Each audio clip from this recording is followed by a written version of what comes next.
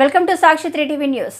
భారీ జన సందోహంతో నామినేషన్ వేసిన కోడుమూరు టీడీపీ అభ్యర్థి బొగ్గుల దస్తగిరి కర్నూలు నగరంలోని టీడీపీ సీనియర్ నాయకులు విష్ణువర్ధన్ రెడ్డి గృహం నుండి ఆర్డీఓ కార్యాలయం వరకు బుధవారం కోడుమూరు నియోజకవర్గం టీడీపీ అభ్యర్థిగా బొగ్గుల దస్తగిరి నామినేషన్ సందర్భంగా భారీ జన సందోహంతో ర్యాలీ చేపట్టారు.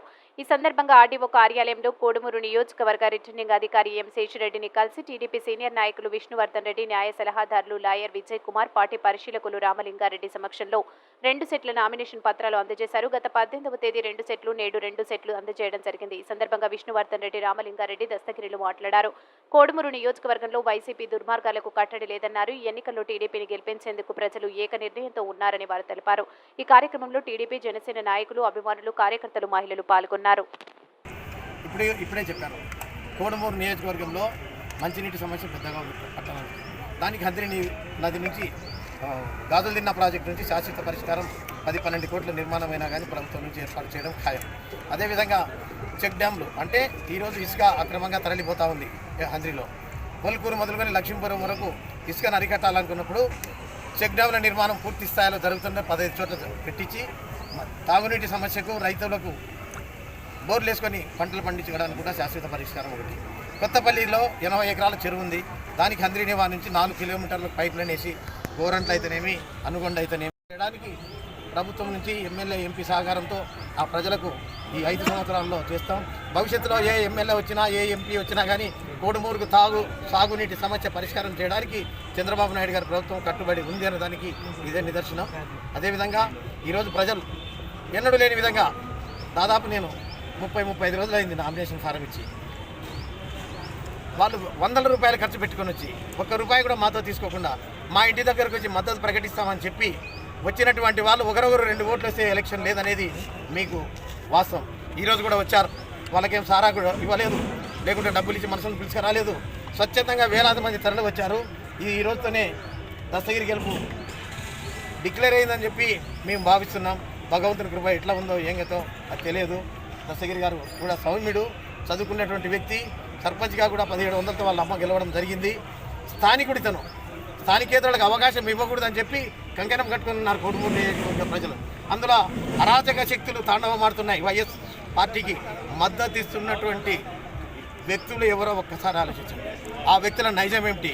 కోడుమూరు పట్టణంలో పోయి ఎక్కడ పోయి హెడ్ క్వార్టర్స్లో అడిగితే వాళ్ళ చరిత్ర చెప్తారు. గతంలో ఉన్న ఎమ్మెల్యే ఏం చేశాడు, ఉన్నటువంటి ఇన్ఛార్జ్ ఏం చేశాడు, వాళ్ళు చేసిన అకృత్యాలే ఈరోజు మా గెలుపుకు నాంది పలుకుతున్నాయని వాస్తవం.